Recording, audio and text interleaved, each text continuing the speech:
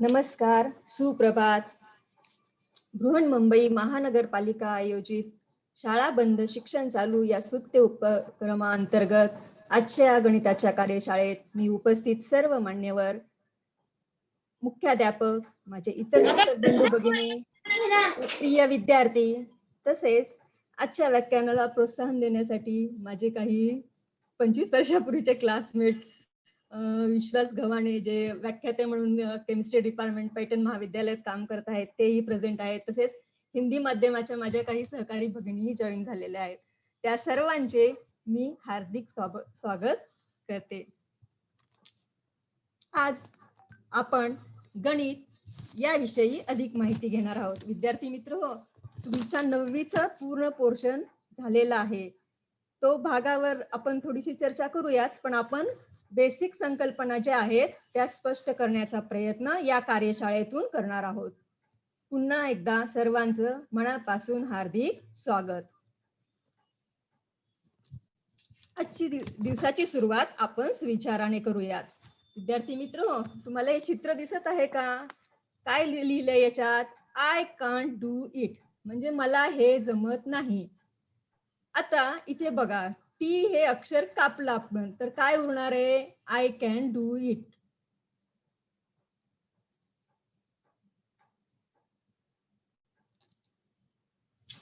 Okay, म्हणजेच आपल्याला गणित येत नाही हा विचार मनातून काढून टाकायचा आहे. पॉझिटिव्ह थिंकिंग, सकारात्मक विचार करायचा आहे. मनातील जेव्हा तुम्ही नकारात्मक वृत्ती दूर कराल तेव्हाच त्यांची जागा सकारात्मक विचारांनी घेतली जाईल आणि तेव्हाच अशक्य गोष्टीही शक्य होऊ शकतात. जेव्हा आपल्या मनाचा निर्धार ठाम असतो, कारण तुम्हीच आहात तुमच्या जीवनाचे शिल्पकार. आपल्याला आयुष्यात प्रगती करायची असेल तर स्वतः मोटिवेट होऊ शकतो. आई वडील तुम्हाला सर्व सुखसोयी देऊ शकतात. म्हणतात की वडील तुम्हाला गादी देऊ शकतात, झोप देऊ शकत नाही. आई तुम्हाला जेवण देऊ शकते, भूक देऊ शकत नाही. शिक्षक तुम्हाला उत्तमोत्तम मार्गदर्शन करू शकतात, परंतु ज्ञानदान घेण्याचं कार्य मात्र तुम्हीच करायला पाहिजे. म्हणजे जोपर्यंत तुम्ही मनाची तयारी करत नाहीत तोपर्यंत विद्यादानाच्या याच्यात तुमची प्रगती होणं शक्य नाही. आणि म्हणूनच निश्चय करायचा आहे की मी सर्व विषयांचा अभ्यास करू शकतो. गणित, अंकांचे गणित म्हणजे अंकगणित. आता अंकगणित आपलं कोणकोणत्या अंकांपासून सुरू होतं? 0 ते 9. या 0 ते 9 या विविध प्रकारच्या वैशिष्ट्यपूर्ण पदन्यासावर आधारित एक प्रकारची सर्कसच म्हणजे अंकगणित हा विषय होय. गणित म्हणजे तर्क सुसंगत विचार असणारे सुंदर काव्य. एखाद्या समस्येची उकल कशी करावी हे शिकवणारा विषय म्हणजे गणित. आम्ही जेव्हा विद्यार्थी दशेत होतो तेव्हा आमचे सर म्हणायचे की ज्याचं गणित चांगलं तो आयुष्यातल्या सगळ्या समस्यांचं हल करू शकतो. म्हणजेच गणिताचा विषय आपल्या दैनंदिन जीवनात सुद्धा आहे. बेरीज, वजाबाकी, गुणाकार, भागाकार. आपल्या आयुष्यात येणारी प्रत्येक व्यक्ती ही बेरजेच्या स्वरूपात आपल्या आयुष्यात मिसळली जाते. काही आपले वाईट अनुभव आलेले असतात ते आपण वजाबाकीच्या स्वरूपात वजा करतो. आपला आनंद आपण मित्रांबरोबर शेअर करतो, तो झाला आपल्या आयुष्यातले गुणाकार. आणि आपलं दुःख आपण वाटतो इतरांबरोबर, तो झाला आपल्या आयुष्याचा भागाकार. म्हणजे दैनंदिन जीवनात सुद्धा आपण गणिताचा अभ्यास करून यशस्वी होऊ शकतो. हा गणिताचा अभ्यास करताना बऱ्याच जणांना कंटाळा येतो. गणित विषय अवघड आहे असं म्हणूनच त्यांची सुरुवात असते. मग या गणित विषयातील आनंद आपल्याला अनुभवता आला पाहिजे. आनंद आला तरच आपण एखादी गोष्ट करतो. मग हा आनंद कशातून मिळेल? तर गणिताची गोडी लागण्यासाठी आपल्याला त्या गणितातील विविध संख्यांशी खेळण्याची सवय लावून घेतली पाहिजे. आता तुम्ही म्हणाल संख्या म्हणजे काय गोट्या आहेत का खेळायला? तसं नाही. पण जेव्हा तुम्ही संख्या 2 आणि 3 किती होतात? 12 15 वजा केले, एखाद्या मोठ्या ऋण संख्येतून धन संख्या वजा काय केली, 2 ऋण संख्यांचा गुणाकार कसा करायचा, हेच तुम्ही छोटे छोटे प्रयोग जोपर्यंत करत नाहीत तोपर्यंत तुम्हाला गणिताची गोडी लागत नाही. मग सुरुवातीला तुम्हाला मोठे आकडे डोईजड पण होतील. मग सुरुवातीला लहान संख्यांबरोबर बेरीज, वजाबाकी, गुणाकार, भागाकार या क्रिया करण्याचा छंद जोपासला पाहिजे. संख्यांची आकडेमोड, त्यातून होणाऱ्या संख्यांचे निरीक्षण, त्यावरून अनुमान काढण्याची क्षमता या गुणांची वाढ होण्यास त्यामुळे मदत होते. आणि एकदा का आपल्याला अंकांची ओळख झाली की मग बेरीज, वजाबाकी, गुणाकार, भागाकार ह्या सर्व गणिती क्रिया आपण घरगुती वस्तूंचा वापर करून सोप्या पद्धतीने शिकू शकतो. आता सगळ्यात पहिला प्रश्न, विद्यार्थ्यांना गणित विषय अवघड का वाटतो? याची दोन मुख्य समस्या सांगता येतील. एक, गणिताचा प्रश्न समोर आला की विद्यार्थ्यांना नेमकं काय करायचंय हे समजत नाही. आणि प्रत्यक्ष गणित सोडवताना एखाद्याला समजलं तर मग चिन्हांचा गडबड होते. प्लस आणि मायनस कोणतं चिन्ह द्यायचंय, गुणाकार भागाकार करताना बाकी किती उरते हेच कळत नाही आणि मग भागाकार येत नाही. मग ह्या क्रिया आपल्या करताना चुका होतात. मग यावर उपाय काय किंवा याचं कारण काय आहे ते आपण जाणून घेऊया. याचं कारण आहे गणिताच्या मूलभूत संकल्पना स्पष्ट नसणे. मूलभूत संकल्पना म्हणजे काय की चिन्हांचा वापर कसा करायचा आहे, गणिती क्रिया कशा करायच्या आहेत या आपल्या संकल्पना स्पष्ट नसतात.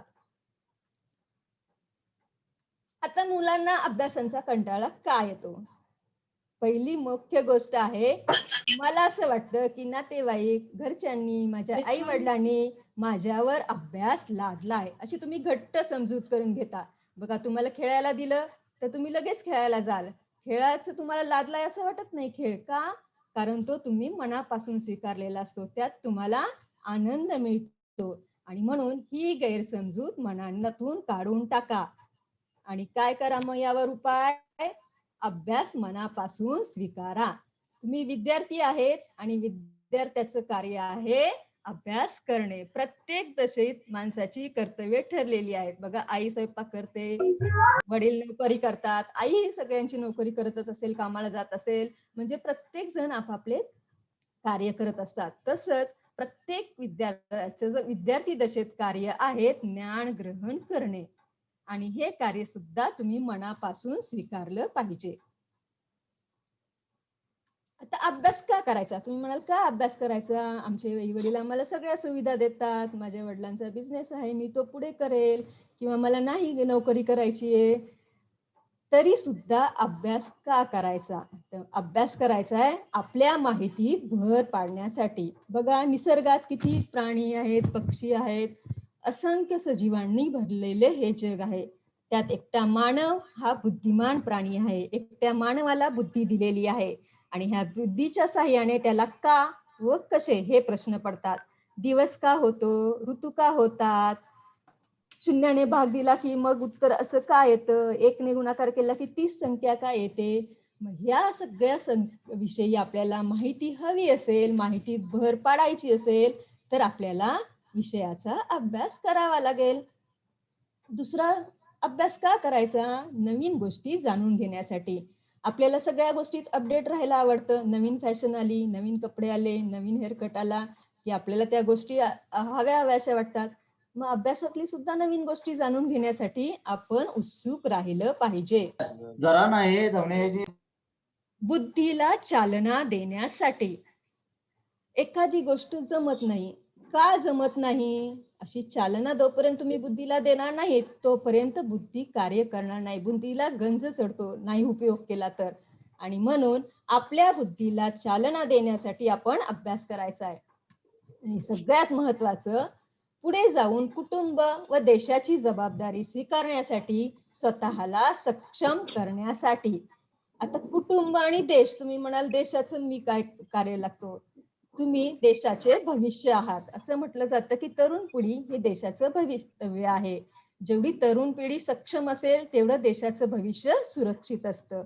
आणि कुटुंबाची सुद्धा जबाबदारी तुमच्यावर आहेच आहे. लहानपणी आई वडील तुम्हाला सांभाळतात, त्यांच्या म्हातारपणी तुम्हाला त्यांना आधार द्यायचा असतो. बहीण भावांची जबाबदारी आपल्याला पेलायची असते. पुढे जाऊन तुमचं लग्न होणार, कुटुंब येणार, त्यांचीही जबाबदारी आपल्याला स्वीकारायची आहे. आणि म्हणून या सगळ्यांमध्ये सक्षम होण्यासाठी आपल्याला अभ्यास करून आयुष्यात यशस्वी व्हायचंय. मग यशस्वी व्हायचंय म्हणजे माझं असं म्हणणं नाही की तुम्ही उच्च पदावर नोकरी करा. छोटा बिझनेस असेल, कोणतंही कार्य असेल, जे काही कराल ते योग्य मार्गाने मेहनतीने करा. माझे कुटुंब माझी जबाबदारी हे फक्त कोरोनाच्या बाबतीतच नाही तर आपल्या अभ्यासाच्या बाबतीत सुद्धा लागू होतं. जेवढं तुम्ही यशस्वी व्हाल तेवढं तुमच्या आई वडिलांना आनंद होणार की माझ्या मुलीने नाव काढलं, अभ्यासात हुशार आहे. शिक्षक जेव्हा प्रशंसा करतात मुला मुलींची आपल्या तेव्हा आई वडिलांना खूप आनंद होतो. आता आपण गणिताच्या मूलभूत संकल्पना स्पष्ट करूयात. आता ही जी पहिली स्लाइड आहे ती अगदी आपण प्राथमिक अवस्थेत जाऊयात, जेव्हा तुम्ही 1ली ते 5वी मध्ये होतात. गणित शिकताना आपल्याला गणिताच्या 8 भाषांचा उपयोग होतो जेव्हा आपण प्राथमिक अवस्थेत असतो. कोणकोणत्या आहेत या भाषा? वस्तू भाषा, चित्र भाषा, कृती भाषा, ध्वनी भाषा, बोटांची भाषा, चलन भाषा, गोष्ट भाषा आणि लिपी भाषा. बघूयात मग प्रत्येक भाषेची आपण माहिती घेऊयात. वस्तू भाषा. आता समजा तुमच्या घरात लहान भाऊ बहीण आहेत, 1ली 2रीत घेणारे विद्यार्थी, त्याला तुम्हाला 1 किंवा 2 हा अंक सांगायचा आहे. मग तुम्ही कसं सांगाल? 2 पेन. समजा 2 हा अंक आणायचा आहे. मग 2 पेन याने एवढी आपली संकल्पना स्पष्ट होत नाही. मग आपण त्याला चित्र दाखवलं तर मग 2 हे अंक दाखवण्यासाठी छोट्या मुलाला आपण 2 पेनांचं चित्र दाखवूयात, 2 पेन्सिलचं चित्र दाखवूयात. म्हणजे इथे 2 ही संकल्पना त्याची दृढ होण्यास मदत होईल. तिसरी भाषा आहे आपली कृती भाषा. आता 3 हा अंक शिकवायचा आहे लहान मुलाला. मग आपण सांगू आपण त्याला 3 उड्या मार. मग ही झाली आपली कृती भाषा, प्रत्यक्ष करावयाची कृती. चौथी भाषा आहे आपली ध्वनी भाषा. ध्वनी म्हणजे काय? आवाज, साज. 4 हा अंक मला शिकवायचा आहे. मी सांगेल विद्यार्थ्याला 4 टाळ्या वाजवा. मग 4 टाळ्या वाजवल्या, हा ध्वनी नाद झाला आणि तो त्यांच्या स्मरणात राहतो. 5वी भाषा आहे आपली बोटांची भाषा, जी आपण आजही उपयोगात आणतो. अंकांवर, हातावर आपण आकडेमोड करत असतो. 5तून 2 गेले, 10तून 8 गेले, 5त 7 मिळवले. ही झाली आपली बोटांची भाषा. बोटाने संख्या दाखवायच्या. त्यानंतर चलन भाषा. चलन म्हणजे काय? की आता 10 हा अंक शिकवायचा आहे मला. मग मी त्याला 10 रुपयाची नोट किंवा नाणे दाखवेल. मग 10 अंक त्याच्यासमोर चित्र स्पष्ट होईल. पुढे मोठा झाला 2000 हा अंक दाखवायचा आहे मला. मोठा अंक 4 अंकी अंकाची ओळख करून द्यायची आहे. 2000 ची नोट दाखवली तर ते चित्र विद्यार्थ्याच्या अधिक जास्त स्मरणात राहतं. 7वं हे आपली भाषा गोष्ट भाषा. कुठलंही गणित गोष्टीच्या स्वरूपात आठवणीत ठेवायचा प्रयत्न करा. समजा माझ्याकडे 50 रुपये आहेत. मी बाजारात गेले, त्यातली रुपयाची भाजी घेतली, 10 रुपयाचा ज्यूस प्याले, मग माझ्याकडे किती पैसे उरले? अशा प्रकारे गोष्टीच्या स्वरूपात गणितात आठवण्याचा प्रयत्न करा. आणि शेवटची आहे लिपी भाषा. लिपी म्हणजे लिहिणे. 1 हा अंक, 1 ते 100 आकडे लिहिण्याचा सराव, मग 100 ते 1000, 4 अंकी संख्या, 5 अंकी संख्या, 6 अंकी संख्या, 7 अंकी संख्या, या सर्व संख्या लिहिण्याचा सराव म्हणजे लिपी भाषा. अंक लिहायचा सराव करणे.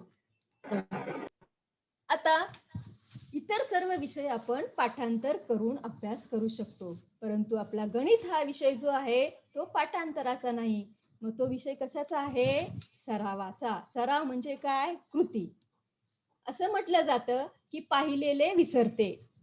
आपण एखादी गोष्ट पाहतो, काही दिवसांनी तो विसरतो. कोणीतरी आपल्याला काहीतरी येऊन सांगतं, त्याचंही आपल्याला काही दिवसानं विस्मरण होतं. विस्मरण म्हणजेच विसरणे. समजून घेतलं एखादं गणित तर ते सुद्धा काही काळाने विसरते. हे तर तुम्हाला चांगलं परिचित असेल की शिक्षकांनी वर्गात गणित शिकवलं, तुम्हाला त्या वेळेपुरतं सगळं समजलेलं असतं. हा सगळं हो समजलं करतात. परत दुसऱ्या दिवशी विचारलं की एखादी स्टेप आठवत नाही. पण कृती जेव्हा आपण करतो तेव्हा ती गोष्ट कायम स्मरणात राहते. मग ती कृती बेरजेची असो, वजाबाकीची असो, गुणाकाराची असो, गणित स्टेप बाय स्टेप लिहिण्याला मार्क असतात. प्रत्येक पायरीला आपल्याला गुण मिळतात आणि म्हणून कृती करून आपल्याला गणिताचा अभ्यास करायचा आहे. अभ्यासाची 5 सूत्रे. अभ्यास करताना कोणकोणत्या गोष्टीचा विचार करायचा आहे. तर कोणत्याही विषयाचं पुस्तक असो, गणित, विज्ञान, मराठी, हिंदी, इंग्लिश, प्रत्येक पुस्तक पहिली स्टेप आहे, तुम्ही पुस्तक बारकाईने वाचा. इन बिटवीन द लाईन्स असं म्हटलं जातं, म्हणजे प्रत्येक ओळीमध्ये यात कुठल्या मुद्द्यावर प्रश्न येऊ शकतो, कुठला मुद्दा इम्पॉर्टंट वाटतो, त्या सगळ्या गोष्टींकडे लक्ष द्या. वाचलेले स्मरणात ठेवायचा प्रयत्न करा.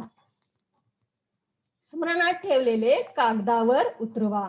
म्हणजे किती गोष्टी लक्षात राहिल्यात, एकदा वाचा, दुसऱ्यांदा वाचा आणि त्यापैकी किती वाचले हे मग कागदावर उतरून बघा. मग कागदावर जेव्हा तुम्ही उतरवाल गणित, तेव्हा तुमच्या कुठल्या स्टेप अडल्या होत्या, कुठली सूत्र आठवलं नाही, या बाबींची नोंद ठेवा. कठीण वाटलेला, न समजलेला भाग अधोरेखित करा. आणि या न समजलेल्या भागाविषयी, कठीण वाटलेल्या भागाविषयी आपल्या शिक्षकांशी, वर्गातील मित्रांशी चर्चा करा. आपल्या वर्गात हुशार विद्यार्थी असतात, जे मदतीला तयार असतात. तुम्हाला शिक्षकांशी बोलायला थोडी अडचण वाटत असेल तर तुम्ही वर्गातल्या मित्रांशी विचारा. घरात मोठा बहीण भाऊ असेल त्यांच्याशी चर्चा करा. चर्चा करणे, संवाद साधणे हे अतिशय महत्वाचे असते. तेव्हाच तुमच्या अडचणीवर मात होऊ शकते. आणि सगळ्यात महत्वाची, मी अभ्यास करणार असा निर्धार मनाशी करा. तेव्हाच गोष्टी समजायला लागतात. एखाद्या गोष्टीची आवड तेव्हा निर्माण होते जेव्हा आपण छंद जोपासतो. मी यशस्वी होऊन दाखवेल अशी जिद्द ठेवा मनात. मी सगळ्या जगाला दाखवून देईल. म्हणजे आता तुम्हाला खेळताना नावं ठेवत असतील घरात, काय सारखा मोबाईलवर असतो, सारखा फिरतो, कामच करत नाहीत, घरात असतात. तर या सगळ्यांना जिद्द ठेवून दाखवा की मी परीक्षेत जास्तीत जास्त गुण मिळवून दाखवेल. विद्यार्थी मित्रांनो, यशाचा कोणताही मार्ग नाही, तो परिश्रम करण्याचा परिणाम आहे. कुठलंही यश आपोआप मिळत नाही. कुठलंही काम आपल्याला त्यासाठी कष्ट करावे लागतात.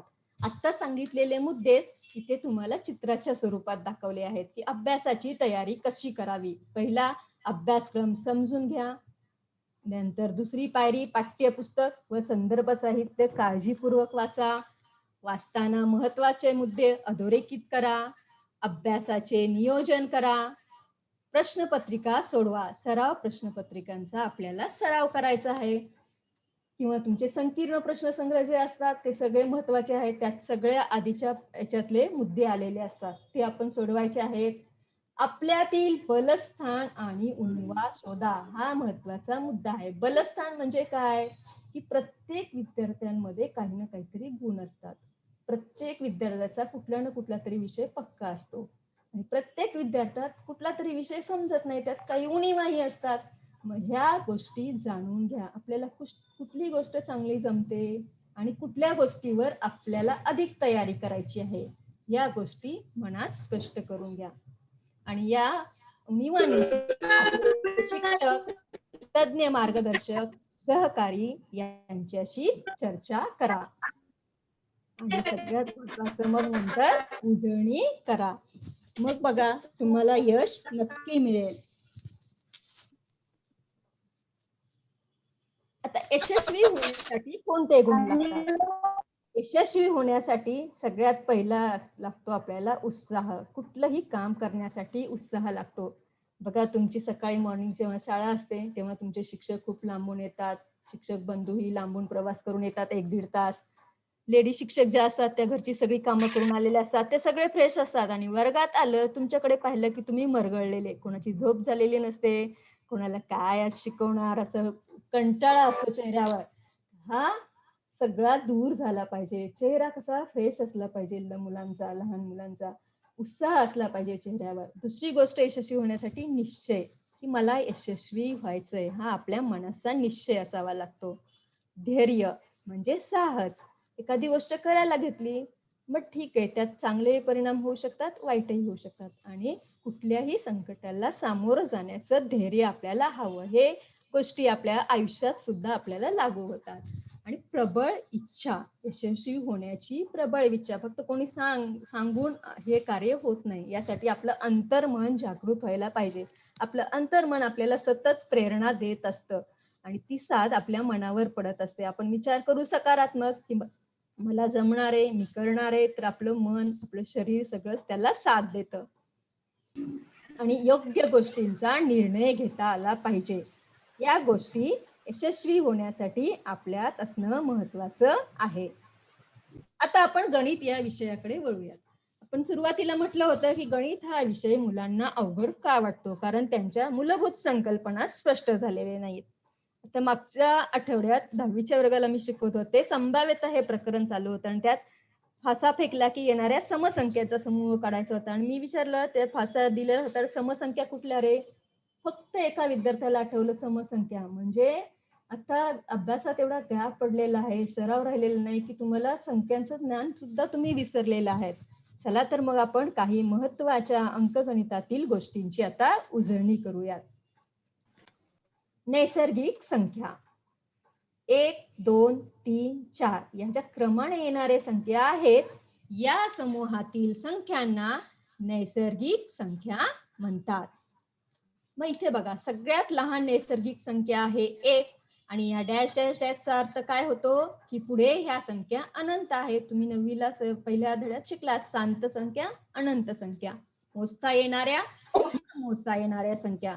मग 1 ही आपली सर्वात लहान नैसर्गिक संख्या आहे आणि सगळ्यात मोठी नैसर्गिक संख्या आपल्याला सांगता येत नाही. अमर्याद, करोडो त्याही पुढे भरपूर संख्या आहेत.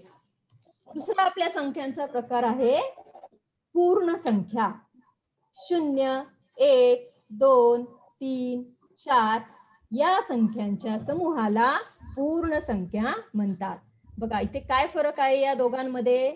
1, 2, 3, 4 इथेही दिसत आहेत. इथे 0 नाहीये, इथे 0 आहे. मग 0 आणि नैसर्गिक संख्या मिळून पूर्ण संख्यांचा समूह बनतो.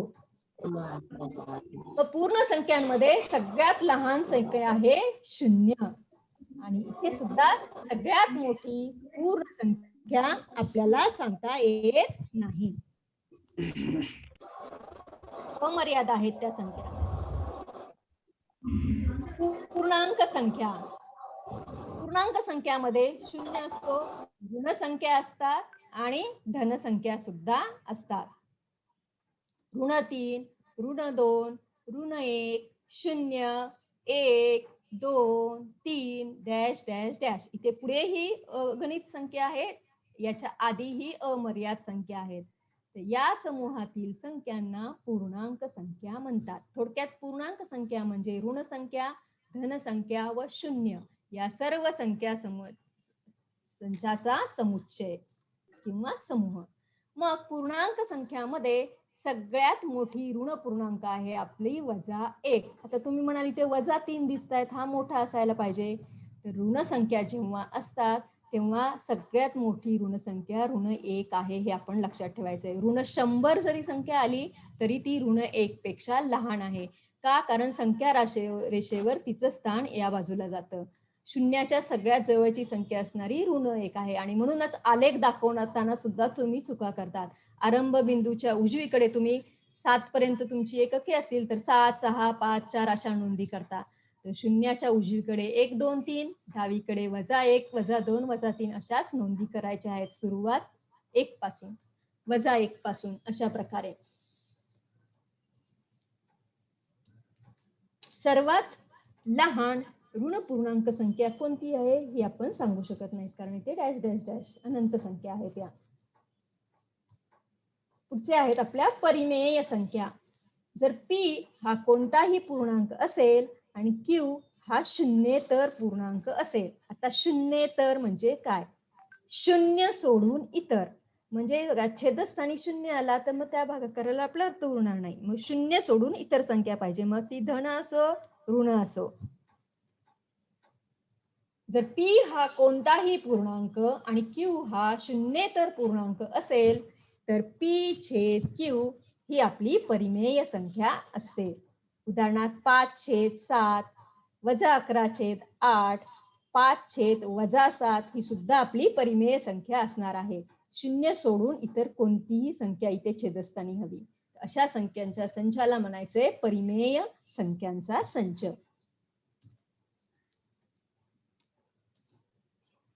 अपरिमेय संख्या. ज्या संख्येचे दशांश रूप अखंड असते परंतु आवर्ती नसते त्या संख्येला अपरिमेय संख्या म्हणतात. वास्तव संख्यामध्ये तुम्ही शिकलेला आहे की अखंड म्हणजे भागाकार ही क्रिया कुठेतरी संपते परंतु तेच अंक रिपीट होत नाहीत. आवर्ती असते तेव्हा काय होते 2-5 नंतर 2-5 2-5 नंतर त्याच संख्येचा भाग जातो त्याला आपण म्हणतो आवर्ती. आणि तेव्हा आपण डोक्यावर पान देतो ज्या संख्या रिपीट होतात त्यांच्या. तर अशा संख्या ज्यांचे दशांश रूप अखंड असते भागाकार ही क्रिया संपते परंतु त्याच संख्या रिपीट होत नाहीत आवर्ती नसते त्या संख्यांच्या संचाला अपरिमेय संख्या म्हणतात. उदाहरणार्थ वर्गमुळात 2. बघा ही 4-1 4-2 1-3 5 इथे अंक रिपीट होत नाहीयेत म्हणजे हे दशांश रूप आवर्ती नाही. अशा संख्यांना अपरिमेय संख्या म्हणतात. सर्व पूर्ण वर्ग नसणाऱ्या संख्या ज्या आहेत त्यांची वर्गमुळे अपरिमेय संख्या असतात.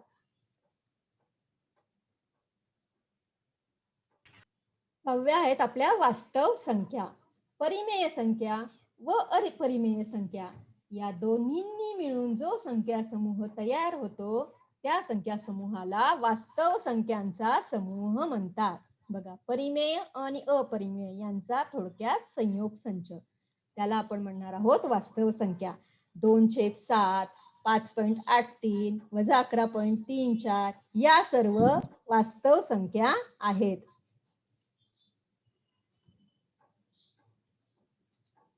अंकांची स्थानिक किंमत. स्थान म्हणजे तिच्या स्थानानुसार ठरणारी किंमत. पुढच्या घटकाकडे आलो आहोत आपण. कोणत्याही संख्येतील अंकांच्या एकक दशक शतक सहस्त्र अशा स्थानानुसार त्या अंकांची स्थानिक किंमत ठरवली जाते. उदाहरणार्थ 7683 इथे 3 या संख्येला एकक स्थानची संख्या म्हणतात, 8 दशक स्थानची संख्या, 6 शतक स्थानची, 7 सहस्त्र स्थानची. एक म्हणजे याची किंमत 1 असते, दशक म्हणजे याची किंमत 10 असते, शतक 100 गुणिले 100 आणि ही 4थ्या क्रमांकावर जी संख्या असते तिची सहस्त्र म्हणजे 1000 ने गुणलं की हिची किंमत होते. उदाहरणार्थ मी ही संख्या कशी वाचली 7683 म्हणजे हिची किंमत आहे 1000. येथे 7 या अंकाची स्थानिक किंमत आहे 7000, 6 या अंकाची स्थानिक किंमत आहे 600, 8 या अंकाची स्थानिक किंमत आहे 80 आणि 3 या अंकाची स्थानिक किंमत आहे 3. अशा प्रकारे अंकांची स्थानिक किंमत त्यांच्या स्थानावरून ठरवली जाते, तो कोणत्या स्थानी आहे. आता एखादी मोठ्यात मोठी संख्या दिलेल्या अंकानुसार कशी बनवतात किंवा लहानात लहान संख्या कशी तयार करतात ते आपण पाहणार आहोत. तर कधी कधी बहुपर्यायी प्रश्नासाठी प्रश्न विचारतात 0 ते 9 हे अंक वापरून 5 अंकी मोठ्यात मोठी संख्या कोणती तयार होते. 0 ते 9 हे अंक वापरून सगळ्यात मोठी संख्या 5 अंकी जी तयार होते ती आहे 99,999.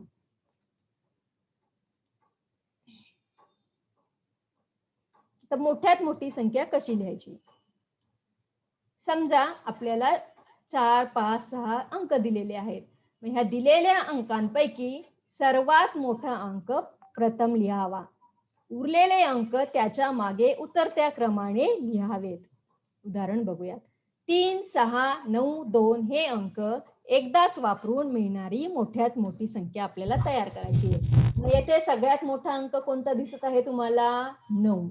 9 नंतर उतरता क्रम 6, 6 नंतर लहान संख्या 3 आणि सर्वात लहान संख्या 2 ही आपली शेवटी येणार आहे. मग ही मोठ्यात मोठी संख्या तयार होईल आपली 9632. सगळ्यात मोठा अंक सुरुवातीला घ्यायचा आहे आणि मग उतरत्या क्रमाने संख्यांची मांडणी करायची आहे. लहानात लहान संख्या लिहिणे. दिलेल्या अंकांपैकी सगळ्यात लहान अंक डावीकडे लिहावा. त्यानंतर उरलेले अंक उजवीकडे चढत्या क्रमाने लिहावेत. बघा, इथे उतरत्या क्रमाने होतं, इथे आपले चढत्या क्रमाने आहे. आता इथे दोन कंडिशन आहेत, 0 दिलेला असेल आणि 0 दिलेला नसेल तर. आता एक उदाहरण घेऊयात आपण ज्यात 0 नाहीये. 9, 8, 5, 7, 3 हे अंक वापरून तयार होणारी लहानात लहान संख्या आपल्याला शोधायची आहे. तर मग इथे काय करायचंय आपल्याला, सर्वात लहान अंक डावीकडे लिहावा. मग या अंकात सगळ्यात लहान अंक कोणता आहे, 3. तो आपण सुरुवातीला लिहिला. 3 नंतर मोठा अंक 5, मग त्यानंतर मोठा 7, मग 8 आणि मग 9. ही झाली आपली लहानात लहान संख्या तयार. म्हणजे थोडक्यात चढत्या क्रमाने संख्या मांडायच्या आहेत. सगळ्यात लहान संख्या सुरुवातीला घेऊन मग त्यापुढे क्रमाने मोठी संख्या. जर उदाहरणात 0 दिला असेल आपल्याला, उदाहरणात इथे या संख्येमध्ये 9, 8, 5च्या जागी 0 दिलाय आपल्याला. 9, 8, 0, 7, 3 हे अंक वापरून लहानात लहान संख्या द्या. तर मग हा 0 जो असतो तो सुरुवातीच्या संख्येनंतर दुसऱ्या स्थानी लिहावा. पहिल्या स्थानी लिहायचा नाही, कारण तिचा किंमत बदलेल. उदाहरणार्थ मग 0 दिला असेल तर ही संख्या होईल 30,789. इथे 5च्या जागी 0 दिलेलं असेल तर. त्यानंतर महत्वाच्या आपल्या आहेत समसंख्या, विषमसंख्या आणि मूळ संख्या. समसंख्या 2, 4, 6, 8 या संख्यांना आपण समसंख्या म्हणतो.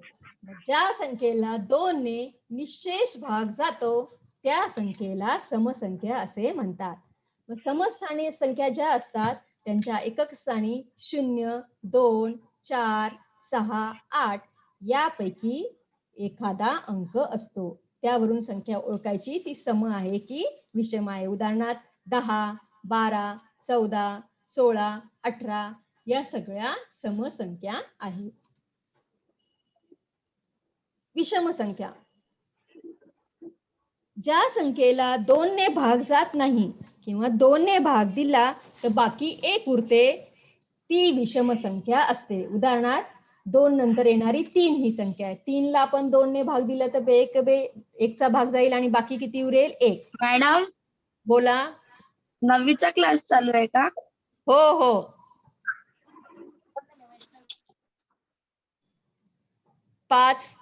5 ला 2 ने भाग दिला तर 2 दुणे 4, 1 बाकी उरते. तर या संख्यांना विषम संख्या असं म्हणायचंय. मग विषम संख्या कशी ओळखायची? विषम संख्येच्या एकक स्थानी 1, 3, 5, 7, 9 यापैकी एक अंक असतो. उदाहरणार्थ 11, 13, 15, 17, 19.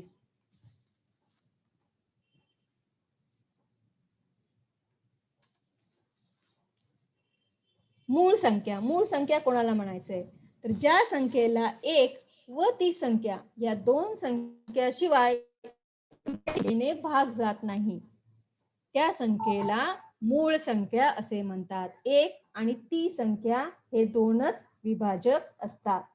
उदाहरणार्थ 2, 3, 5, 7, 11, 13 या संख्यांना इतर कोणत्याही संख्येने भाग जात नाही, 1 किंवा ही संख्या सोडली तर. अशा संख्यांना मूळ संख्या असे म्हणतात. आता इथे 10वी इयत्तेत गेल्यानंतर सुद्धा तुम्हाला ही गोष्ट लक्षात ठेवायची. हा प्रश्न आहे, 2 ही एकमेव समसंख्या मूळ आहे. बेरीज व्यस्त गणिताच्या भाषेत कोणाला म्हणायचं आणि गुणाकार व्यस्त म्हणजे काय? बेरीज व्यस्त ज्या दोन संख्यांची बेरीज 0 येते त्या संख्यांना एकमेकींच्या बेरीज व्यस्त संख्या किंवा विरुद्ध संख्या म्हणतात. उदाहरणार्थ 2 या संख्येत कोणती संख्या मिळवली तर 0 येईल? 2 या संख्येत -2 ही संख्या मिळवली तर उत्तर 0 येईल. 2 मधून 2 गेले 0. मग ह्या दोघींना एकमेकींच्या गुणाकार व्यस्त संख्या म्हणतात किंवा विरुद्ध संख्या असे म्हणतात. 2 अधिक -2 या विरुद्ध संख्या आहेत. गुणाकार व्यस्त ज्या दोन संख्यांचा गुणाकार 1 येतो त्यांना एकमेकींच्या गुणाकार व्यस्त संख्या म्हणतात. उदाहरणार्थ 2 गुणिले 1/2. इथे 2 बेक बे बेक बे उत्तर किती येणार आहे 1. 5 गुणिले 1/5 1 येणार आहे. तर ज्या दोन संख्यांचा गुणाकार 1 येतो त्यांना गुणाकार व्यस्त एकमेकींचा म्हटलं जातं. चिन्हांचा वापर कसा करायचा गणित सोडवताना? हे चिन्हांचा वापर करण्याच्या आपल्या संकल्पना स्पष्ट असल्यामुळे तुम्ही कॅल्क्युलेशन जरी बरोबर केलं, गुणाकार भागाकार जरी बरोबर केला तरी चिन्ह चुकतं आणि मग शेवटचा तुमचा अर्धा गुण जातो.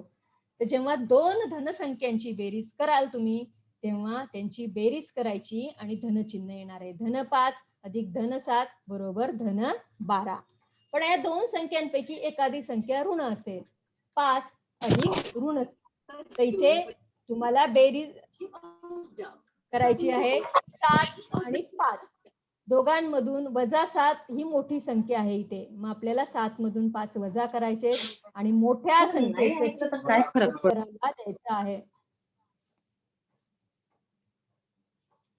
ऋण संख्येतून धनसंख्या वजा केली आणि ती मोठी संख्या जी असते हेच गणित इथे वेगळ्या भाषेत मांडलेले आहे. आधी ऋण संख्या लिहिलेली आहे. तर इथे हे +7 अधिक 5 आहे, हे +12 आणि ऋण 7 ऋण 5 असतील तर हे होतील ऋण 12. दोन्ही संख्या जेव्हा ऋण होतील, इथे चुकून धनचिन्ह झालेलं आहे, ऋण 7 आणि ऋण 5 दोन्ही संख्या ऋण असतील, दोघांची बेरीज करायची आहे आणि येणाऱ्या उत्तराला इथे ऋण चिन्ह द्यायचं आहे. उदाहरणार्थ ऋण 5 आणि ऋण 7 यांची बेरीज ऋण ऋण ऋण 5 आणि 7 12 येणार आहे.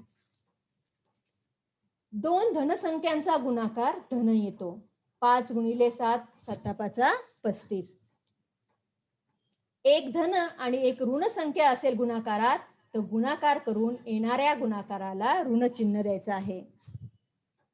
7 35 आणि ऋण चिन्ह येणार आहे. म्हणजे गुणाकारात जेव्हा दोन संख्यांपैकी एका संख्येचं चिन्ह ऋण असतं तेव्हा उत्तराला ऋण चिन्ह येणार आहे. आणि जर गुणाकार करताना दोन्ही संख्यांचं चिन्ह ऋण असेल तर 7 35 गुणाकार करायचा आहे आणि ऋण ऋण धन होतात. उत्तराला धन चिन्ह येणार आहे. हे चिन्ह संकेत लक्षात ठेवायचे आहेत तर तुमच्या कॅल्क्युलेशन बरोबर केलं तरी उत्तरात होणाऱ्या चुका टळू शकतात. त्यानंतर तुम्हाला आपण थोडक्यात विभाज्यतेच्या कसोट्या घेऊयात की 2, 4, 8च्या कसोट्या काय आहेत. तर एखाद्या संख्येच्या आता 2, 4, 8 या सगळ्या काय आहेत समसंख्या आहेत. तर एकक स्थानी जर 0, 2, 4, 6, 8 यापैकी एखादा अंक असेल तर त्या संख्येला 2 ने निश्चित भाग जातो. उदाहरणार्थ एकक स्थानी 6 हे एकक स्थान आहे, पहिलं स्थान म्हणजे एकक स्थान. तर हे अंक असेल तर या संख्यांना आपण समसंख्या म्हणतो, त्यांना 2 ने भाग जातो. जर संख्येतील एकक व दशक स्थानच्या अंकांनी तयार होणाऱ्या संख्येला 4 ने निश्चित भाग जात असेल. आता एकक आणि दशक, ही आहे एकक संख्या, ही आहे दशक संख्या. आता 22 उदाहरण घेऊयात. 2 आणि 2 किती होईल 4. मग ह्या संख्येला 4 ने भाग जातो. तसेच ज्या संख्येच्या शेवटी 2 शून्य असतात त्या संख्येला सुद्धा 4 ने भाग जातो. 8ची कसोटी काय आहे तर संख्येतील एकक दशक व शतक स्थानच्या अंकांनी तयार होणाऱ्या संख्येला 8 ने निश्चित भाग जातो. त्याचप्रमाणे ज्या संख्येमध्ये शेवटी 3 शून्य असतात त्या संख्येला 8 ने भाग जातो.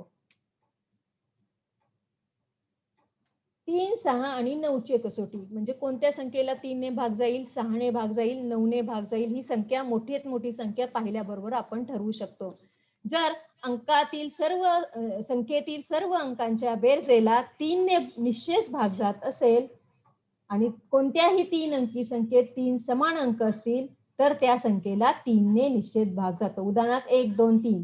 1 अधिक 2 3, 3 अधिक 3 6, 6 ला 3 ने भाग जातो.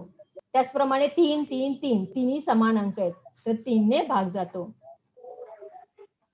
आता सर्व अंकांच्या बेरजेला 3 ने भाग जात असेल तर त्याला 6 ने सुद्धा निश्चित भाग जातो आणि सर्व अंकांच्या बेरजेला 9 ने भाग जात असेल तर त्या संख्येला 9 ने निश्चित भाग जातो. उदाहरणार्थ इथे बघा 2 अधिक 1 3, 3 आणि 7 10, 10 आणि 8 18.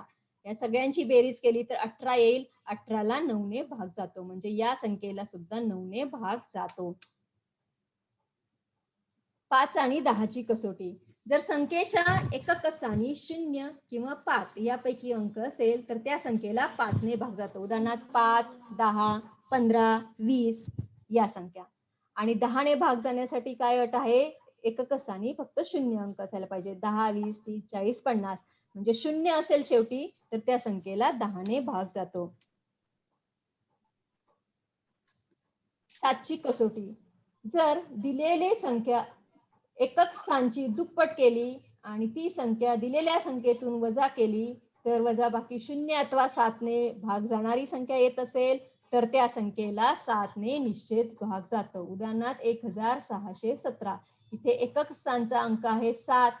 7ची आपण दुप्पट केली तर ती दुप्पट येईल 14. 161 मधून 14 वजा केले 147. 147 ला 7 ने भाग जातो आणि म्हणून या संख्येला सुद्धा 7 ने भाग जातो. 11ची कसोटी. जर समस्थानच्या अंकांची बेरीज आणि विषमस्थानच्या अंकांची बेरीज यामधील फरक 0 किंवा 11च्या पटीत असेल तर त्या संख्येला 11 ने निश्चित भाग जातो. उदाहरणार्थ टीचर सर आवाज नाही येत आहे. हॅलो. आता इथे 1 आणि ह्या स्थान समस्थान आणि विषमस्थान म्हणजे 4 आणि 4 ची बेरीज करायची 7 आणि 1 ची बेरीज करायची. 1 आणि 7 8 4 अधिक 4 8 ह्या दोघांची वजाबाकी केली 8तून 8 गेले 0. जर फरक 0 आला किंवा 11च्या पटीत आला तर या संख्येला 11 ने निश्चेष भाग जातो. आता तुम्हाला 10वीत गेल्यानंतर सुद्धा ही मसावी आणि लसावी काढावा लागतो संख्यांचा. मग आता विसरला असेल तर आपण परत एकदा उजळणी करूयात. मसावी म्हणजे काय? तर मसावी म्हणजे महत्तम सामायिक विभाजक. दोन संख्यांच्या सामायिक विभाजकांपैकी सर्वात मोठ्या विभाजकास महत्तम सामायिक विभाजक किंवा मसावी असे म्हणतात. तर मसावी करताना सामायिक अवयवांचा गुणाकार करायचा आहे. तर सामायिक म्हणजे काय? तर सारखे अवयव, समान अवयव. उदाहरणार्थ आपल्याला 4 आणि 20 या संख्यांचा मसावी काढायचा आहे. मग आपण सगळ्यात आधी 4 बरोबर 2 गुणिले 2 लिहूयात. 4 चे अवयव पाडूयात. 20 चे अवयव पाडूयात. 20 बरोबर 4 पंचे 20. 4 साठी मी परत लिहिलं 2 गुणिले 2. आता या दोघात काय सारखं दिसत आहे तुम्हाला?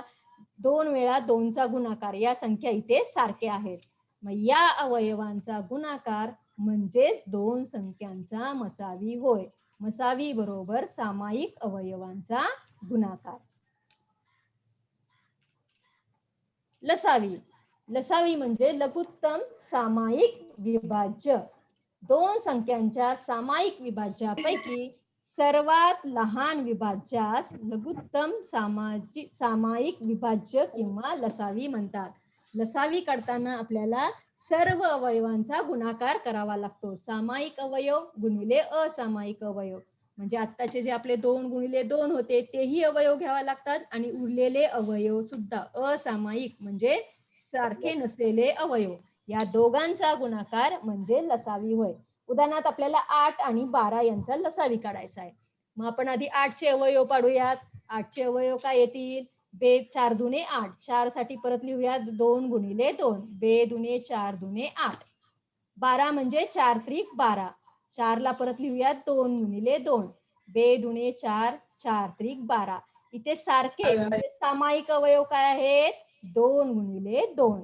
आणि असामायिक म्हणजे सारख्या नसलेला अवयव इथे 2 आहे आणि इथे 3 आहे. इथला 2 इकडे नाही, इथला 3 इकडे नाहीये.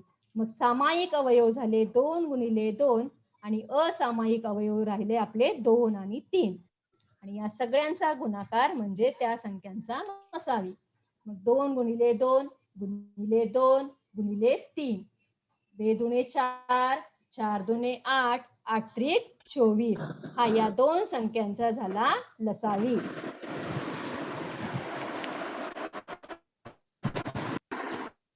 आता संख्येचा वर्ग. वर्ग म्हणजे काय? एखाद्या संख्येला त्या संख्येने गुणाकार करणे. एखाद्या संख्येला त्या संख्येने गुणले असता मिळणाऱ्या संख्येला त्या संख्येचा वर्ग असे म्हणतात. उदाहरणार्थ 5चा वर्ग. 5चा वर्ग म्हणजे 5 गुणिले 5. 5 5 25. आता 5चा वर्ग ही संख्या चिन्हात कशी लिहायची आपल्याला? अशा प्रकारे 5 त्याच्या डोक्यावरती 2. 5चा वर्ग वाचताना वाचायचंय 5चा वर्ग बरोबर 25. मग हे 1 ते 10 या संख्येचे वर्ग तुम्ही पाठच करून ठेवा. आपल्याला गणितात खूप ठिकाणी ते कामी येतात. पुढच्या वर्षीही लागणार आहेत. 1चा वर्ग 1, 2चा वर्ग 4 अशा प्रकारे 10चा वर्ग 100. तर इथे वर्ग दिलेली संख्या वर्ग आहे की नाही हे कशी ओळखायची? तर जर कोणत्याही दिलेल्या संख्येच्या एकक स्थानी 0 बघा इथे काय काय अंक आहेत 1, 4, 9, 6, 5, 0 यापैकी जर एखादा अंक असेल तर ती संख्या पूर्ण वर्ग असू शकते. पूर्ण वर्ग संख्येच्या एकक स्थानी कधीच 2, 3, 7, 8 हे अंक येत नाहीत. उदाहरणार्थ 22, 23, 27, 28 या संख्या पूर्ण वर्ग नाहीत. पूर्ण वर्ग संख्येच्या एकक स्थानी येणारी 0 समसंख्येत असतात. उदाहरणार्थ 30. 30 गुणिले 30 म्हणजे ह्याचा एक 0 आणि पुढच्या 30चा एक 0. 2 शून्य येणार आहेत आपले. सम असतात 0. आता 11 ते 20 या संख्येचे वर्ग कसे लक्षात ठेवायचे? मी आधी लिहून ठेवते सगळे बघा. 11 ते 15. 11चा वर्ग आहे 121, 12चा वर्ग 144, 13चा वर्ग 169. आता यासाठी ट्रिक आहे लक्षात ठेवायची बघा. इथे आपण 1चा वर्ग 1 लिहायचा आहे, 2चा वर्ग 4, 3चा वर्ग 9, 4चा वर्ग 16ला 6 लिहिले. आता आपण पहिले 3 बघूयात. 1चा वर्ग 1, 2चा वर्ग 2, 3चा वर्ग 9 लिहिले बरोबर आहे. मग 11 अधिक हा एक अंक मिळवायचा झाले 12. 12 मध्ये हा अंक मिळवायचा 2, 12 अधिक 2 14. 13 मध्ये हा 3 अंक मिळवला 13 आणि 3 16 झाले या संख्येचे वर्ग. आता 14 या संख्येचा वर्ग. 4चा वर्ग येतो 16. 16ला मी लिहिले 6. हातचा किती आला 1. मग 14 मध्ये 4 मिळवायचे. 14 आणि 4 18, 18 आणि 1 19. 5चा वर्ग 25. 25 साठी लिहिले मी 5. आपले हातचे आले 2. 15 अधिक 5 झाले 20. ह्या संख्येत एकक स्थानचा अंक मिळवायचा आहे सगळ्या. 15 अधिक 5 20, 20 अधिक 2 22. त्याचप्रमाणे पुढच्या संख्येचं सुद्धा करायचं आहे. 16चा वर्ग. 6चा वर्ग 36. किती उरले आपले हातचे 3. मग 16 अधिक 6 किती झाले 22. 22 अधिक 3 25.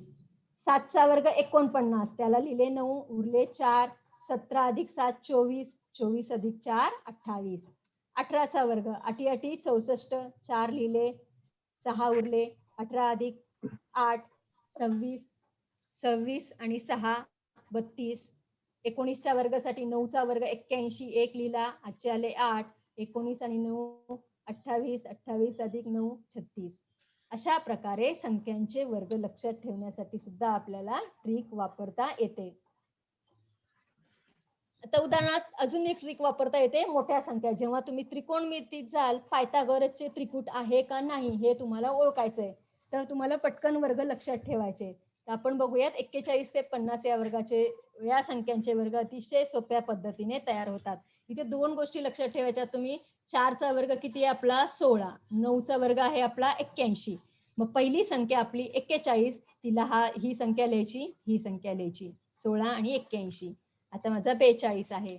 आता बघा इथे 16, 17, 18, 19 या क्रमाने आपण वाढ करणार आहोत आणि इकडे उतरत्या क्रमाने वर्ग लिहिणार आहोत. 9चा वर्ग, 8चा वर्ग, पुढच्या संख्येला येणार आहे आपला 7चा वर्ग 49 आणि 17 मध्ये 1 मिळवला 18.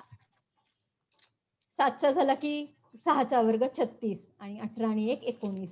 आता 41चा वर्ग 1681 आहे आणि ट्रिक आहे 16 आणि 9चा वर्ग वापरून. इथे 16, 17, 18, 19, 20 या क्रमाने संख्या वाढत जातात आणि इकडे 9चा वर्ग, 8चा वर्ग, 7चा वर्ग, 6चा वर्ग, 5चा वर्ग या क्रमाने संख्या बदलत जातात. मग 45चा वर्ग येणार आहे आपला 19 नंतर 20. 36 6चा वर्ग आहे, 5चा वर्ग 25. त्याचप्रमाणे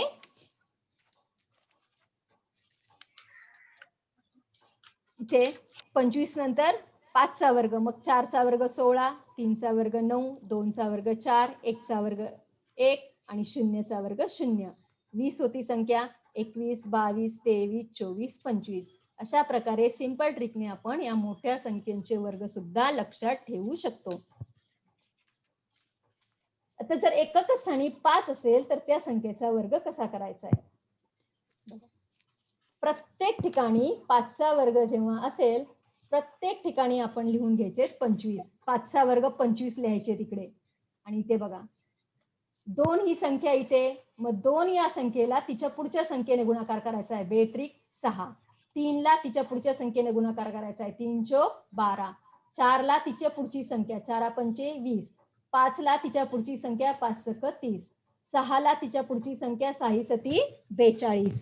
म्हणजे 25 इकडे लिहून ठेवायचंय आणि इकडे अशा प्रकारे गुणाकार केला तर हा या संख्येचा वर्ग तयार होतो. अशा प्रकारे ट्रिक वापरून हे वर्गही तुम्ही लक्षात ठेवू शकता. इकडे सगळे आपण 25 25 25 लिहिले. 7 8 56. 8 नंतर त्या पुढची संख्या 9. 8 9 72. 9 नंतर पुढची संख्या 10. 10 9 90. 10 नंतर पुढची संख्या 11. 11 गुणिले 10 110. अशा प्रकारे हे वर्ग आपण लक्षात ठेवणार. आता वर्ग करण्याची अजून एक पद्धत आहे. 32चा वर्ग करायचा आहे मला. मग कसा करायचा? तर 3 ही संख्या आहे. 3च्या वर्गाला लिहा 09. 2चा वर्ग लिहा 04. त्याच्यानंतर ह्या मधल्या 2 अंकांच्या ठिकाणी तुम्ही ह्या तिन्ही संख्यांचा गुणाकार करायचा आहे. 3 दोन्ही 6. 6 दोन्ही 12. आणि ही 12 ही बेरीज ह्या मधल्या 2 अंकांमध्ये मिळवायची आहे. हा झाला 32चा वर्ग तयार. म्हणजे प्रत्यक्ष गुणाकार करायची गरज नाही तुम्हाला. तुम्ही या पद्धतीने हा वर्ग लक्षात ठेवू शकता. त्याचप्रमाणे आता आपल्याला 56चा वर्ग करायचा आहे. मग 5चा वर्ग लिहा आधी. 5चा वर्ग 25. 6चा वर्ग लिहा. 6चा वर्ग आहे 36. आता या तिघांचा गुणाकार यात मिळवायचा आहे आपल्याला. मग गुणाकार किती येईल? टीचर बोल बाळ. अगं हा बोल. 11:30 वाजेपर्यंत मीटिंग चालणार आहे का? 9:30 वाजेपर्यंत गणित चालणार आहे. त्याच्यानंतर भूगोल चालणार आहे. मी गणितात फक्त 9वीचं न घेता, 9वीचा तुमचा खूप सराव झालाय म्हणून 1ली ते 10वी गणितात आवश्यक असणाऱ्या सर्व घटकांचा समावेश मी घेत आहे. तुला वाटत असेल हे प्रकरणावर चालू नाही, तर हे प्रकरणावर 6 पंचे 30 दोन्ही 60 हे ह्या मधल्या 2 संख्येत मिळवायचे. बेरीज केली की या संख्येचा वर्ग तयार होतो. एखाद्या संख्येचा घन म्हणजे काय? तर 3 वेळा गुणाकार म्हणजेच त्या संख्येचा घन होय. उदाहरणार्थ 7चा घन म्हणजे 7चा 3 वेळा गुणाकार. 7 7 49. 49 गुणिले 7 343. आता 7चा घन इथे काय लक्षात ठेवायचं आहे? हा 7 जो आहे त्याला आपण पाया म्हणतो गणिताच्या भाषेत, आणि हा डोक्यावर ज्याचं 3 आहे त्याला आपण घातांक म्हणणार आहोत. आणि अजून एक गोष्ट लक्षात ठेवायची आहे, घनमध्ये कोणत्याही धन संख्येचा घन धन असतो आणि ऋण संख्येचा घन ऋण असतो. कारण ऋण ऋण अधिक अधिक वजा वजा येणार आहेत परत गुणाकारात. आणि तुम्ही एक टेबल बनवून ठेवा आता 9वीच्या परीक्षेनंतर. 10वीच्या अभ्यासासाठी 1 ते 20 या संख्येचे घन बनवून ठेवायचे आहेत चार्ट तयार करून.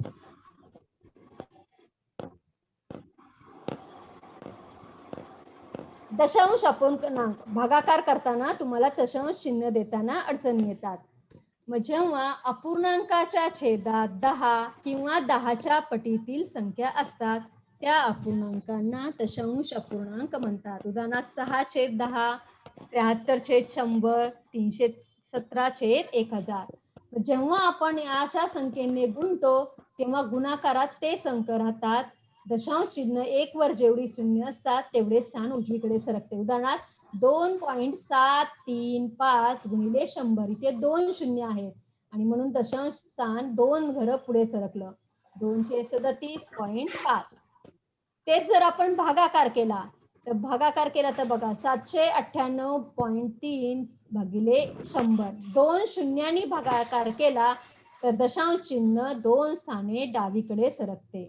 डावीकडे गुणाकार करताना उजवीकडे सरकते आणि भागाकार करताना डावीकडे सरकते चिन्ह. एखाद्या संख्येला आपल्याला 5 ने भाग द्यायचा आहे, तर त्यासाठी ट्रिक आहे की कोणत्याही संख्येला तुम्ही 5 ने भाग द्या. बघा, या संख्येचं निरीक्षण करा. काय दिसत आहे? जी संख्या दिलेली आहे तिची दुप्पट करा आणि एक स्थान मागे दशांश चिन्ह द्या. 28, 28 दुणे 56, 43, डबल केली 92, 36 डबल केली 72 आणि दशांश चिन्ह एक घर मागे. जर 5 ने भागाकार करायचा असेल तर संख्याची दुप्पट करायची आणि एक स्थान दशांश चिन्ह द्यायचं. 50 ने भागाकार करायचा असेल तर सुद्धा संख्येची दुप्पट करायची आहे, फक्त दशांश चिन्ह 2 घर डावीकडे जाणार आहे. 81 ची डबल 162, 212 ची दुप्पट केली आपण, 212 ची दुप्पट 424, दशांश चिन्ह 2 घर डावीकडे.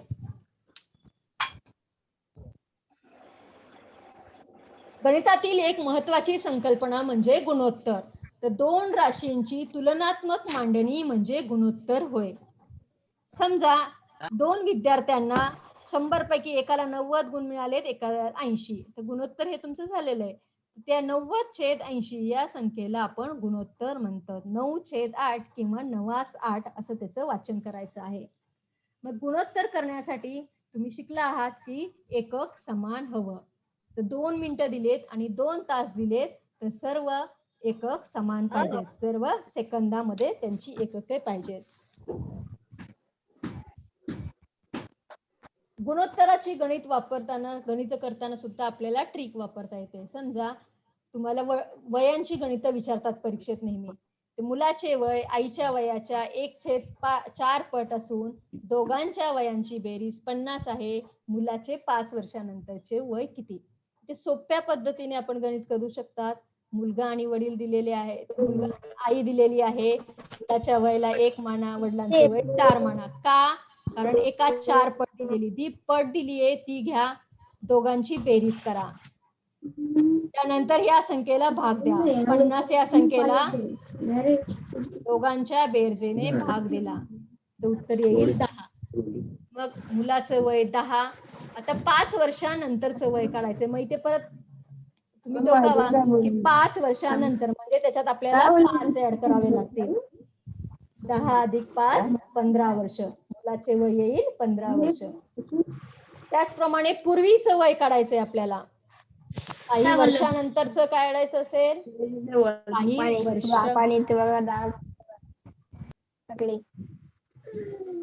कोणाचा माईक सुरू आहे रे, प्लीज बंद. मग गुणोत्तर जे आहे ते लिहायचं 1 आणि 3.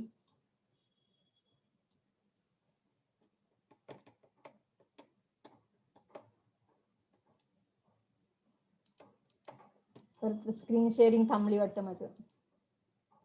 काय करू? डबल क्लिक करू?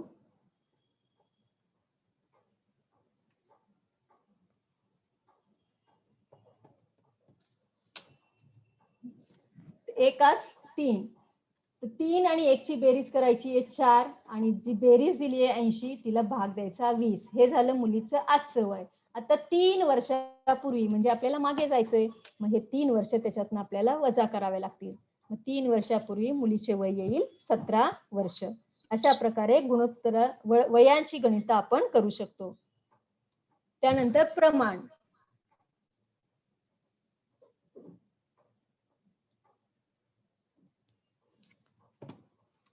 ABCD या 4 संख्या जेव्हा प्रमाणात दिलेल्या असतात तेव्हा तिरकस गुणाकार करायचा असतो. A × D = C × B.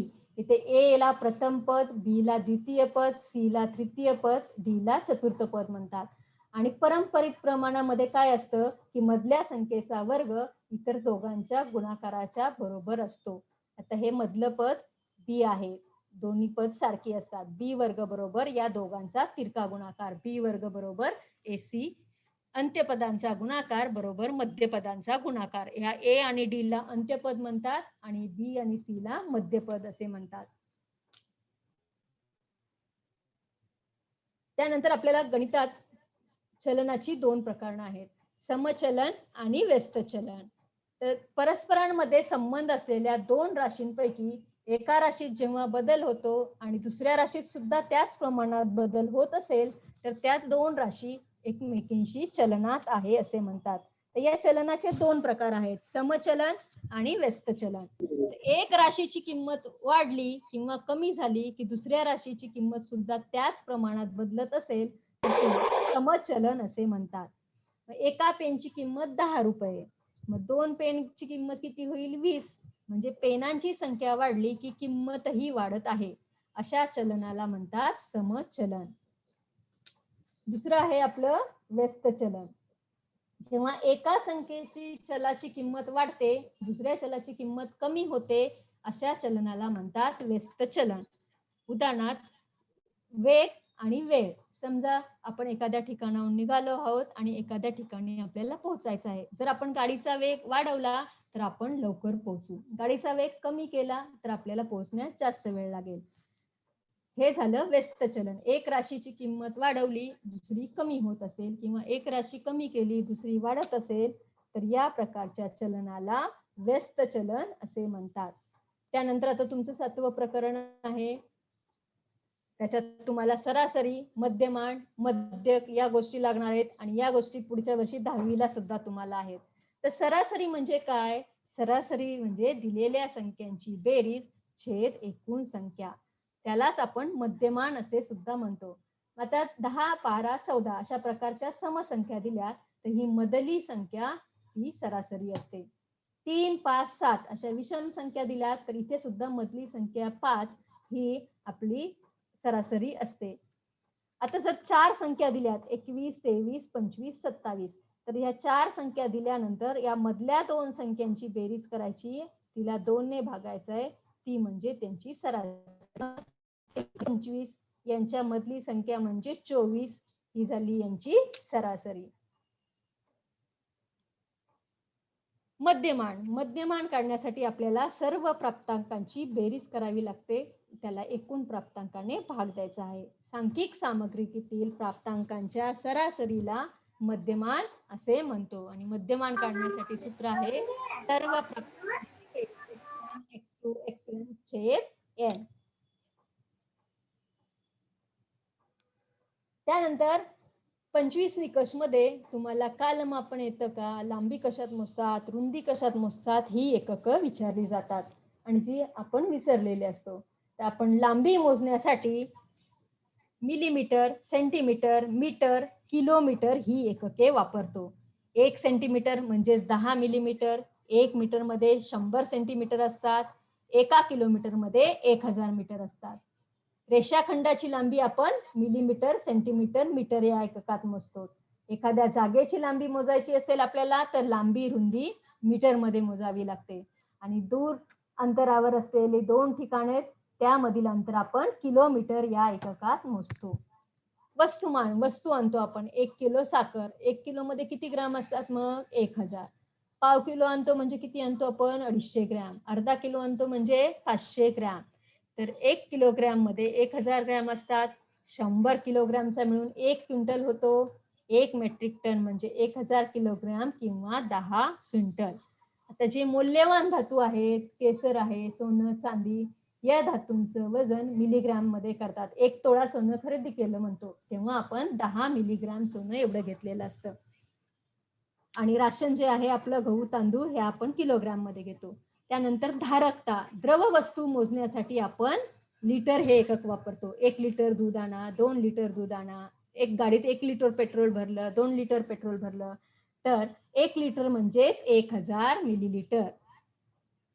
दूध, रॉकेल, तेल, पाणी यासारख्या द्रव पदार्थांचे मापन लिटर या एककात करतात. आणि जेव्हा तुम्ही तेल विकत आणता, तुम्ही जेमिनी किंवा कुठलंही संडे तेल आणा, त्याच्या पिशवीवर बघा 1 लिटर तेलमध्ये 910 ग्रॅम एवढं वजन समाविष्ट असतं. त्यानंतर कालमापन पद्धती. गणितात याची सुद्धा तुम्हाला माहिती हवी. तर 12 तासी कालमापन पद्धत आणि 24 तासी कालमापन पद्धत या 2 कालमापन पद्धती आहेत. आपण दुपारचे 12 वाजले की मध्यान्ह झाली असं म्हणतो. मग दुपारी 12 पासून रात्री 12 पर्यंतच्या काळास मध्यांतर काळ म्हणतात आणि रात्री 12 पासून दुपारी 12 पर्यंतच्या काळास मध्यान्ह पूर्व काळ असे म्हणतात. 24 तासी कालमापन पद्धतीमध्ये दुपारी 12 नंतरची वेळ झाली असेल त्यात 12 मिसळून सांगितले जातात. उदाहरणार्थ तुम्ही मोबाईल मध्ये बघत असाल 14 वाजले 2 वाजले की त्याला 1400 असं येतं, म्हणजे त्यात 12 मिसळतो आपण. याला 24 तास कालमापन पद्धती असे म्हणतात. आता गणितात तुम्हाला या गोष्टींची माहिती सुद्धा हवी. 1 डझन मध्ये किती वस्तू येतात? 1 डझन केळी आणतो, 12 असतात हे आपल्याला माहिती आहे. 12 डझनचा मिळून 1 ग्रोस तयार होतो. 1 ग्रोस मध्ये 144 वस्तू असतात. 24 कागदांचा मिळून 1 दस्ता तयार होतो. 20 दस्त्यांचा 1 रीम तयार होतो. एका रीम मध्ये 480 कागद असतात. 24 गुणिले 20 480. वेळेचं मापन आपण मिनिटात करतो. एका तासात असतात आपली 60 मिनिटे. 1 मिनिट 60 सेकंदाचा मिळून बनतो आणि एका तासाचं जर सेकंद करायचे झाले तर 60 गुणिले 60 3600 सेकंद होतात. 24 तासांचा मिळून 1 दिवस होतो, हे तर तुम्हाला माहीतच आहे. आता गणितातील सर्वात महत्वाची प्रक्रिया आहे बेरीज. बेरीज आणि गुणाकार एकमेकांशी संबंधित आहेत. ही संख्या ब वेळा मिळवली की जी संख्या मिळते ती गुणिले ब वेळा. उदाहरणार्थ आपण बरोबर 5 घेऊ, ब बरोबर 3 घेऊ. 3 घेऊया. 5 5 अधिक 5 अधिक 5. ही संख्या ब वेळा मिळवायची आहे. ही संख्या ब वेळा मिळवली. 5 अधिक 5 अधिक 5 ही 15. म्हणजेच आपल्याला इथे 5 त्रिक 15 हा गुणाकार मिळतो.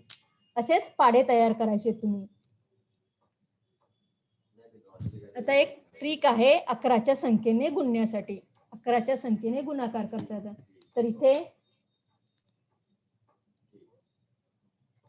11ने गुणाकार करताना काय लक्षात ठेवायचंय? 4 गुणिले 1 4, 3 गुणिले 1 3, 5 गुणिले 1 5, 7 गुणिले 1 7, 4 गुणिले 1 4. हे गुणाकार इकडे एकक स्थानी लिहायचा आहे. पहिल्या स्थानावर ह्या ज्या संख्या आहेत त्या तशाच लिहायच्या. 2 4 3 3 इथपर्यंत लक्षात घ्या. आता मधली संख्या काय येते? या दोघांची बेरीज. 2 अधिक 4 6, 4 अधिक 3 7. तर 5 अधिक 3 8, 8 अधिक 1 इथे 5 अधिक 3 8 येते यांची बेरीज. त्यानंतर इथे 7 1 7 लिहिले आपण. त्यानंतर 7 आणि 5 12. 12ला आपण 2 लिहायचे तिथे आणि म्हणून 5 ही संख्या इथे झाली 6. 5 मध्ये 1 मिळवला हातचा. 9 इथे 1 लिहिला, शेवटी 4 लिहिला. 4 1 4. आता 9 आणि 4 किती झाले? 13. 13ला 3च लिहायचे, हातचा आला 1. 9 आणि 4 किती झाले? 13. 13 मध्ये हा 1 मिळवला, हा झाला 14. अशा प्रकारे 11ने आपण गुणाकार एका ट्रिक मध्ये करू शकतो. हे तुम्ही आता आहे तुम्हाला या वर्षी, पुढच्या वर्षी पण आहे बहुपदी. बहुपदीचं सामान्य रूप A0 A1 A2 AN-1 AN या संख्येला आपण बहुपदी म्हणतो. तर बहुपदीची सगळ्यात महत्वाची अट आहे घातांक धन पूर्णांक असायला हवा. जर ऋण पूर्णांक घातांक असेल तर तिला आपण बहुपदी नाही असं म्हणतो. तसेच अपूर्णांक घातांक असेल तर तीही बहुपदी नसते. एखाद्या बहुपदीला प्रमाणरूप बहुपदी कधी म्हणतो आपण? जर ती बहुपदी चलांच्या चढत्या किंवा उतरत्या क्रमाने मांडलेली असते. त्यानंतर बहुपदीची कोटी. हे तुम्ही शिकलेला आहात की चलाचा सर्वात मोठा घातांक जो असतो दिलेला तिला बहुपदीची कोटी असे म्हणतात. आणि जेव्हा खूप संख्या दिलेल्या असतात तेव्हा त्या घातांकांची बेरीज करतात आणि सर्वाधिक बेरीज जी येईल ती त्या बहुपदीची कोटी असते. बहुपदीचे प्रकार तुम्ही आता जस्ट शिकलेला आहात. एक पदी एकच पद असणारी, 2 पद असणारी द्विपदी, 3 पद असणारी त्रिपदी आणि स्थिर बहुपदी. त्यानंतर एक प्रकार आहे शून्य बहुपदी. चलाचे सर्व गुणक शून्य असतील तर त्या बहुपदीला शून्य बहुपदी म्हणतात. गणिताचा अभ्यास करताना तुम्हाला नित्य समानतेची सूत्र पाठ करून ठेवायची आहे आणि त्याचा तक्ता सुद्धा तयार करून ठेवायचा आहे. तो तुमच्या दरवाजाला भिंतीवर लावायचाच आहे. तर नित्य समानता किंवा नित्य समीकरणे म्हणजे काय? तर ज्या संबंधात उजवी बाजू आणि डावी बाजू सारखी येत असेल तर त्याला नित्य समीकरणे असे म्हणतात. उदाहरणार्थ हे गणित बघा. हे 4 वर्ग तुम्हाला झालेले आहेत. a वजा b चा वर्ग. सूत्र आहे पहिल्या पदाचा वर्ग वजा 2 गुणिले पहिले पद गुणिले दुसरे पद अधिक दुसऱ्या पदाचा वर्ग. ही जी सूत्र आहेत ह्या 2 सूत्रांचा तक्ता तुम्ही बनवून पाठ करायचा आहे आणि तो ठेवायचा आहे संग्रही. त्यानंतर समीकरणे आहेत तुम्हाला गणितामध्ये, 9वीला पण आहेत, 10वीला पण आहेत. तर समीकरण म्हणजे काय? तर चलांचा समावेश असलेले समानता संबंध. उदाहरणार्थ हे एक चल असलेलं समीकरण आहे, x वजा 2. इथे एकच चल वापरले x, म्हणून हे झालं एकचल समीकरण. दुसरं आपण पाहिलं दोन चलातील रेषीय समीकरणे. ज्या समीकरणात दोन चल वापरलेली असतात त्याला दोन चलातील रेषीय समीकरण म्हणतात. उदाहरणार्थ x आणि y, इथे दोन चल वापरलेली आहेत आणि म्हणून याला दोन चलातील रेषीय समीकरण असे म्हटले जाते.